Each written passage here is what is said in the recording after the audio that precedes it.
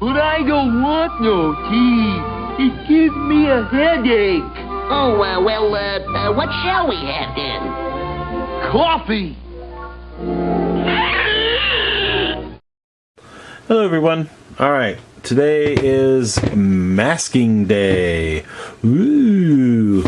I hate masking things off. I never have liked it. I still to this day do not like it. But I need to get it done. I gotta mask off the lower part of the hull, the dark gray, so I can put on the dark blue gray on top from about here up. I recently went on the internet yesterday for about an hour, searched a bunch of pictures of guys who have built these models, and some have it down pretty far for where the waterline is, some have it up. I'm going to go with the method that I've seen in books and everywhere else, where it's going to be pretty much high, right below the limber holes here, going straight across, coming to the back. It'll arch slightly up. The front will come up right below these limber holes and go straight forward. I have to get up over this hump right here where the ballast tanks are. That's going to be the hard part. I've got the 6mm Tamiya tape here. I may have to cut it into thinner strips to do that. That's what I hate about masking, is bending it around certain areas. Tamiya tape is really well for doing that. It helps out a lot. I still hate doing it. So when I come back after taping it off, I don't want you guys watching me taping things off, because you don't want to hear a bunch of foul language. Ricka stacka racka rooka racka racka. So I'll be back once I get it masked off and show you what it looks like. Alright, here we are. We have it all taped off with Tamiya tape. I'm going to show you real quick how I burnish down everything. What is, I take a toothpick like this, and hey, and what I do, let me zoom in a little bit, and I've got everything burnished down except for this one piece. I want to show you what I do. Take a toothpick. Let me get a little closer. Be careful not to knock everything over.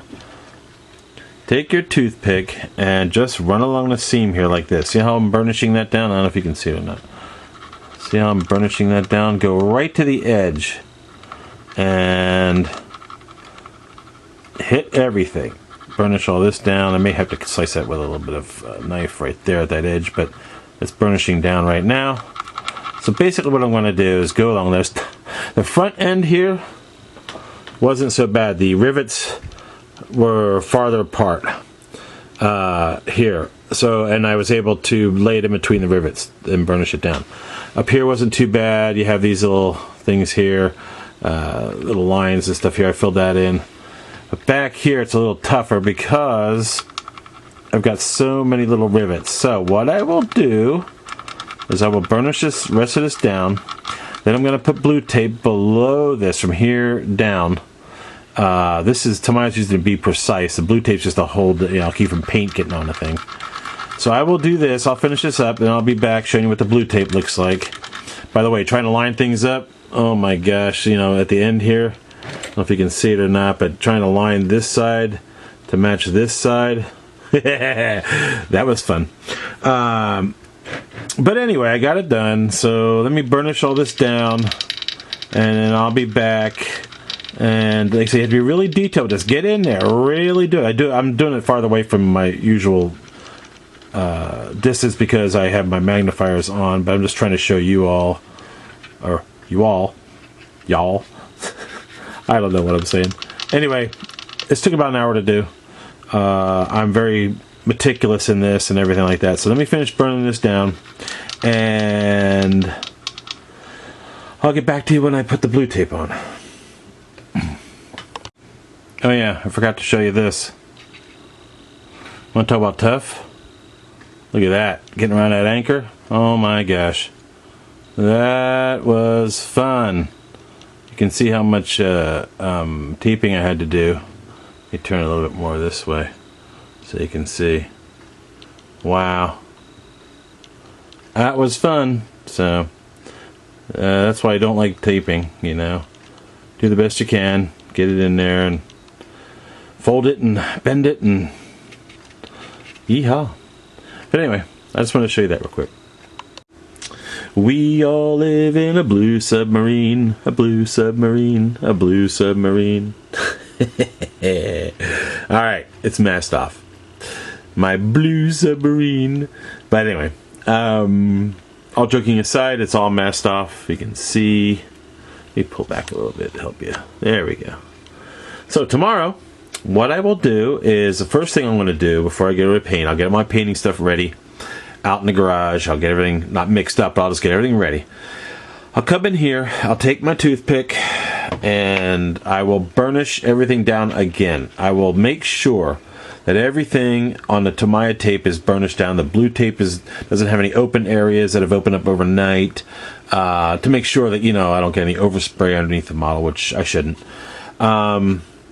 Other than that, you can see I've got everything masked off there around the rudder. I mean what are these called? I can't think of it. Anyway, the rudders are all covered up. The screws and everything back here. So everything is covered. I will burnish everything down. Then the first thing, just to let you know, the first thing I will do is I will get my dark gray ready first to spray. I will mix it up, spray dark gray all along the taping joint of the Tamiya stuff. What that will do is that will help me seal any overspray from the new paint down there. So it will go in if there's a tiny crack I missed, or there was something that just wasn't right. By putting the dark gray over top of that, you're allowing yourself to cover any tiny lapses, so when you spray the new color, it won't go underneath the tape. So that's the theory. It does work. So I'll go back tomorrow first thing, dark gray. Then I'll empty that out of the airbrush, clean the airbrush out a little bit, and I'll put in the dark blue, and that will be it. And I'll spray dark blue. I also will spray at an angle, like, well, let me see if I can show it to you this way. I will spray it this way. I will not spray downward, because if I spray downward like this, and it's hard to show you all, but if I spray downward like this, I'm putting pressure against the tape and against the paint that I put there. So if I spray upwards at an angle this way, I will still hit the gap. I won't get anything in the gap as much, and I will spray all along here. I don't have to hit the deck so much. I probably will hit the deck because it's just natural with the airbrush. So no big deal. It'll all be dark blue gray tomorrow, and then I'll come in, and I don't know if I'll be able to show you or not, pulling all the tape off or not, to show you how it looks.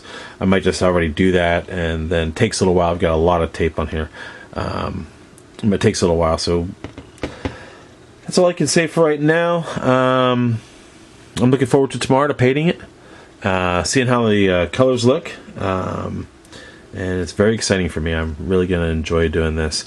My biggest problem is I worry too much. Oh my God, will it bleed below the tape? I'm going to have to fix that. How will I fix it? If I just calm myself, spray the dark gray, spray the dark blue gray, I should be perfectly fine.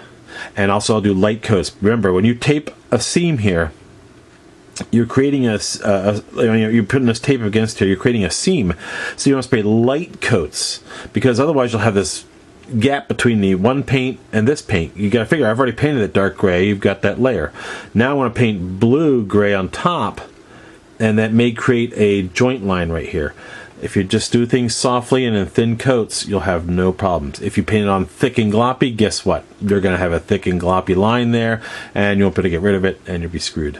So, all right, everyone. We'll see how this works out tomorrow, and I'll get back with you.